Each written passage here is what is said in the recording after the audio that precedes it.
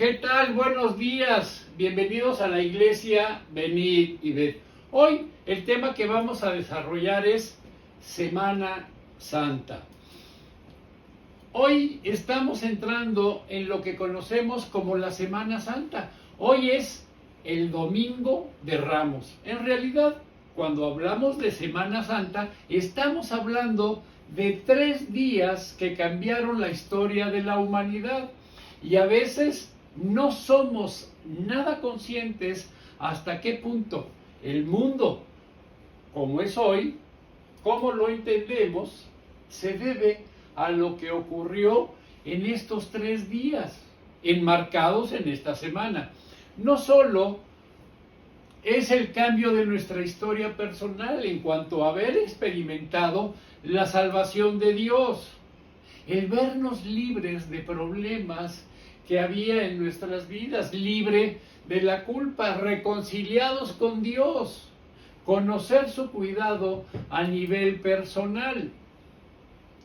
En estos días que se avecinan, vamos a transitar por un viernes doloroso, de sufrimiento, de agonía, un sábado de duda, de duelo, de confusión, de desesperación, de todo tipo de emociones entremezcladas. Y finalmente, un domingo que fue de gozo, de victoria, de celebración. De hecho, la razón por la que nosotros nos congregamos en domingo tiene que ver con este primer domingo de Semana Santa, de esa primera Semana Santa. Hasta esa fecha, el día sagrado para los judíos, para el pueblo de Dios, era el Shabbat, el 7º día de la semana. Pero de repente, el cristianismo encontró un nuevo motivo en el que se centró y que merecía ese cambio de fecha, porque no solamente es la resurrección del Señor Jesús, su nacimiento, su vida, su muerte, su resurrección, vinieron a ser un antes y un después en la historia, a dividir la historia en dos, sino que también fue el elemento importante de nuestra experiencia y la relación con Dios, hasta el punto de que Pablo viene a decirnos que escuchemos la Biblia. Primera de Corintios 15:14. Y si Cristo no resucitó, vana es entonces nuestra predicación, vano es también nuestra fe. Sería algo vacío, sería algo inútil que no tendría nada que aportarnos. Pero no fue así.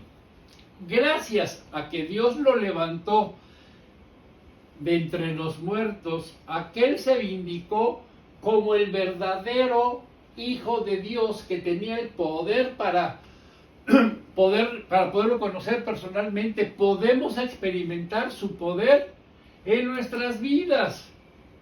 Y celebramos recordando tal día como hoy que Jesucristo resucitó. El hecho de que les quiero hablar esta mañana es que precisamente estos 3 mismos días muchas veces tienen que ver con nuestra propia vida. Y vamos a transitar por medio de ellos, y quizá muchas veces a lo largo de nuestra existencia habrá días de dolor, días de confusión y esperemos que también días de gozo. Por eso creo que es importante y muy pertinente y que todos nosotros necesitamos escuchar en algún momento este mensaje. Quizá no ahora, pero en algún momento lo van a necesitar. Me gustaría que comenzáramos reflexionando, por visualizar, por empezar a considerar ese primer domingo que estará aquí dentro de muy poco tiempo, que fue un día de enorme dolor y sufrimiento. Todos conocemos la historia. Jesús, antes de resucitar, experimentó quizá la máxima cantidad de dolor que un ser humano no podría experimentar. No tanto por el hecho de la cruz, no tanto por el martirio que fue sometido por los romanos, sino por todas las implicaciones que estaban en todo ese proceso, de la crucifixión hasta su resurrección. Evidentemente, él experimentó un dolor físico, lo entendemos claramente, pero a esto hay que sumarle un profundo dolor psíquico, emocional, espiritual, anímico, a todos los niveles. No sé si alguna vez ustedes recuerdan sentirse mal por algo que hayan hecho.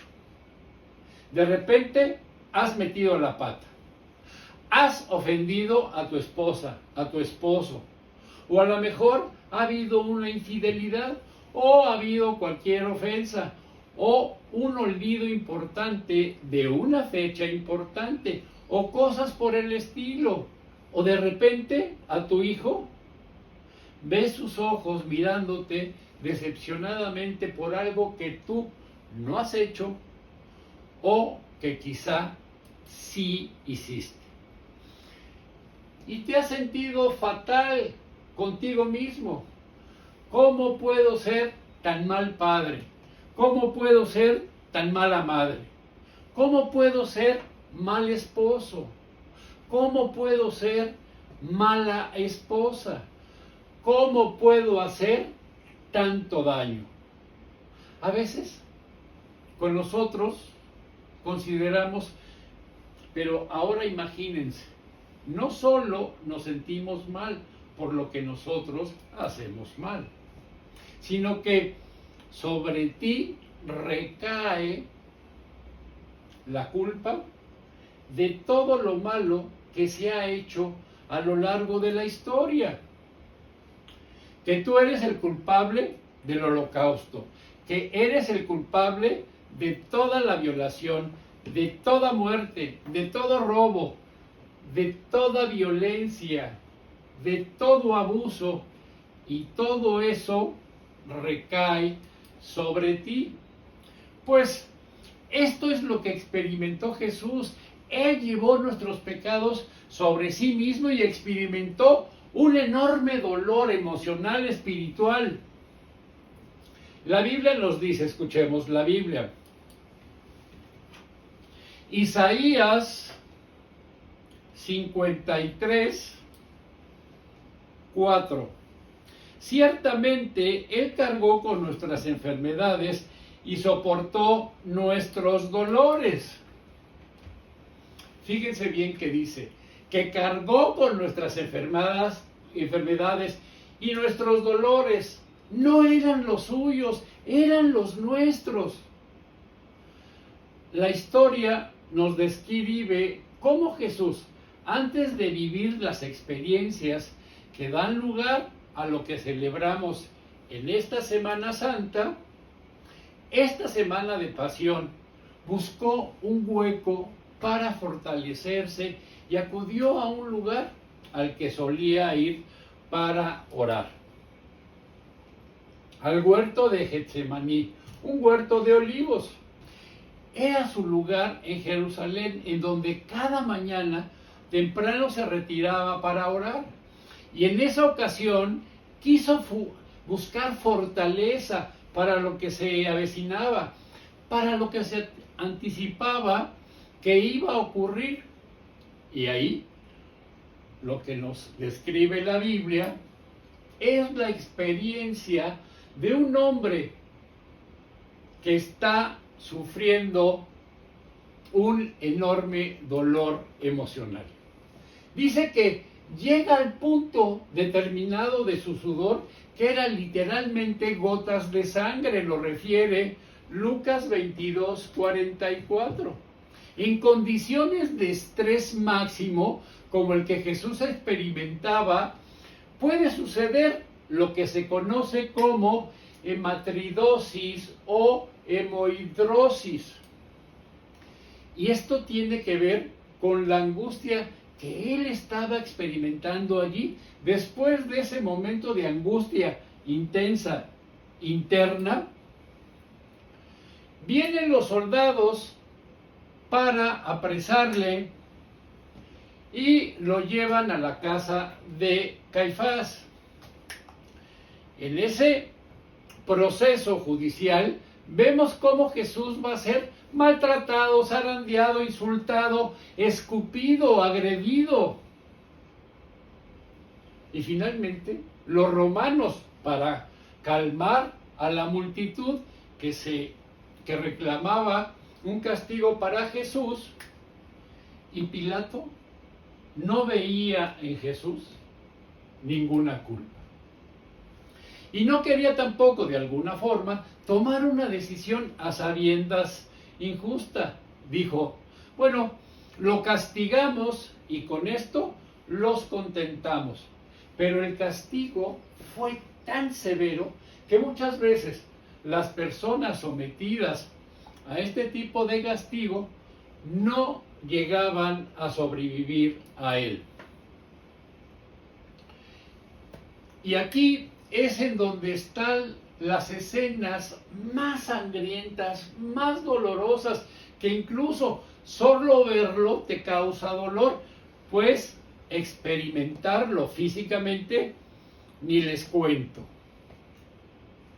Y Jesús experimentó la tortura de posiblemente los mayores expertos del mundo en esa época en infringir dolor a una persona.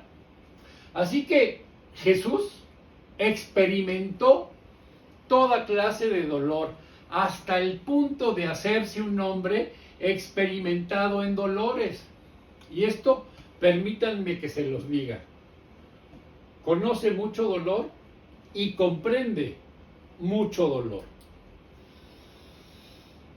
No sé qué clase de dolor puedas estar tú atravesando. Quizás es un dolor físico. A lo mejor son enfermedades que te aquejan en tu cuerpo, problemas, dolores crónicos que están ahí y que te están limitando. O quizás tengas un dolor emocional por un conflicto, o preocupaciones, o miedos, o ideas en tu mente, dolor psicológico. Pero déjenme decirles esto: Jesús comprende mejor que nadie tu dolor. Ahora bien, hemos de entender también esto, que Jesús no fue una víctima ni un mártir. La diferencia entre cualquier víctima, un mártir y Jesús es que las víctimas o los mártires se les quita la vida en contra de su voluntad, ajenos a su voluntad. Pero Jesús pudo haber detenido el dolor en cualquier momento. Él tenía el poder para parar aquello en cualquier momento en el huerto de Getsemaní. Cuando Pedro quiere salir a su defensa, librarlo de la mano de los soldados, y para ello toma su espada, se lanza contra los soldados que lo sujetan, Jesús le recrimina y le dice: ¿qué piensas? ¿Que si yo no quiero, le pido a mi Padre que envíe una legión de ángeles, que Él no lo haría? Y a la persona que le cortan la oreja se llama Malco. Esto únicamente lo reporta Juan en su libro, en su cuarto libro. En cualquier momento él podría haberse librado de esa situación. De hecho, nos dice el Evangelio de Juan, capítulo 10, versículo 18, del mismo Jesús, que nadie puede quitarme la vida, sino que yo la entrego voluntariamente. en sacrificio, pues tengo la autoridad para entregarla cuando quiera y también para volverla a tomar. No, la historia no es tal como se nos contó. De que los judíos eran muy malos, de que los judíos eran unos traicioneros, que hay que odiarlos por lo que le hicieron al Señor Jesús. Porque nada de lo que hicieron habría ocurrido si Él no hubiera querido que fuera así. Jesús no fue un mártir, no fue una víctima. Nadie asesinó a Jesús en contra de su voluntad. No fueron los clavos los que sujetaron a Jesús en la cruz, sino su amor por ti en la cruz. Incluso sus ejecutores trataron de calmar su dolor ofreciéndole vino mezclado con algún tipo de analgésico. Nos lo relata la Biblia cuando nos dice que le dieron vino mezclado con una hierba amarga, la cual servía para aliviar los dolores. Y esto lo reporta Mateo 27:34. Pero Jesús no quiso beberlo. ¿Por qué?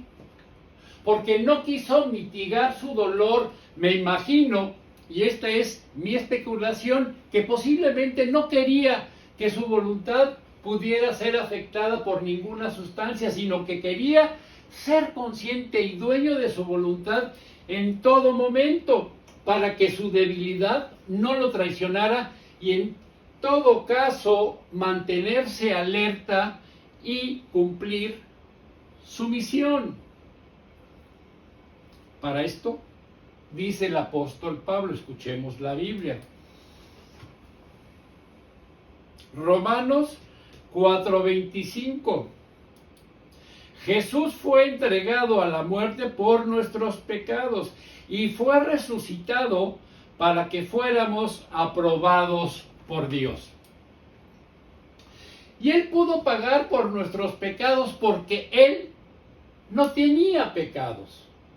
Ninguno de nosotros podría haber hecho esto. Si nosotros hubiéramos sufrido lo mismo, como los ladrones que lo estaban acompañando, que estaban sufriendo por su propia culpa, porque se lo merecían. Y cada uno de nosotros solo podríamos hacer lo mismo, reconocerlo. Esto me lo he merecido yo. Esto es lo que yo merezco. Pero Él no lo merecía. En Él no había pecado. Él estaba ahí ocupando nuestro lugar. Pero ¿cómo se relaciona esto con un dolor o con los días de dolor que nosotros atravesamos? Pues Jesús nos enseña que podemos hacer cuando atravesamos por esos días terribles, días de un enorme dolor, y podemos hacer las mismas dos cosas que hizo Jesús. La primera de ellas es acercarse a sus amigos. La necesidad que tenemos de tener amigos. Aristóteles decía que el hombre es un animal social. El hecho de la sociabilización no es una opción, es una necesidad. No estamos hechos para vivir en soledad. Como el llanero solitario, y hay evidencia científica de que el hombre no puede vivir en aislamiento de una forma prolongada y sana. Por eso necesitamos los unos a los otros, que es la palabra más repetida en el Nuevo Testamento, los unos a los otros. En ese sentido, no tenemos que atravesar la vida por nuestra propia cuenta, en soledad, con nuestros propios medios.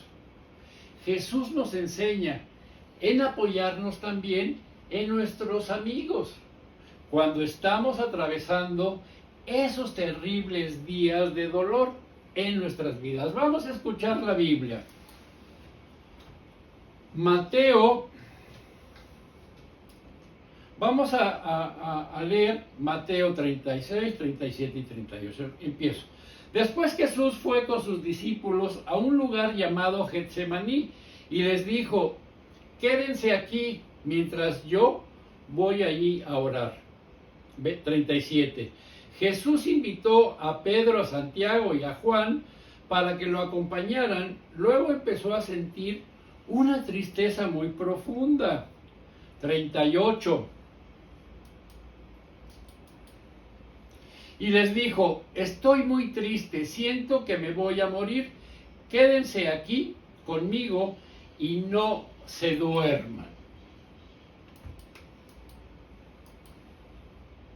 No necesito consejo. No necesito sermones. No necesito que tengan respuestas a mis preguntas. Solo necesito sentir que no estoy solo. Solo necesito que estén aquí conmigo. Vamos a escuchar la Biblia. Mateo 26, 39.